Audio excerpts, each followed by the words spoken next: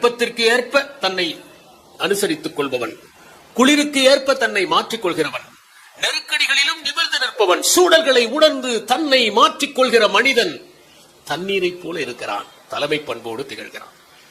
தண்ணீர் தான் 3 நிலைகளிலும் இருக்கிறது. அது திரவமாக இருந்து ஓடுகிறது, ஆவியாக இருந்து எழுகிறது, கட்டியாக மாறி மிதக்கிறது. இந்த 3 நிலைகளிலும் எவன் ஒருவன் தன்னை தயார்படுத்திக் கொள்கிறானோ அவன்தான் உண்மையான தலைமை பண்போடு திகழ முடியும். ஓட வேண்டிய நேரத்தில் ஓட வேண்டும், இருக வேண்டிய நேரத்தில் இருக வேண்டும், கரைந்து மேலே எழ வேண்டிய நேரத்தில் எழ வேண்டும். இதுதான் தண்ணீரின் பண்பு.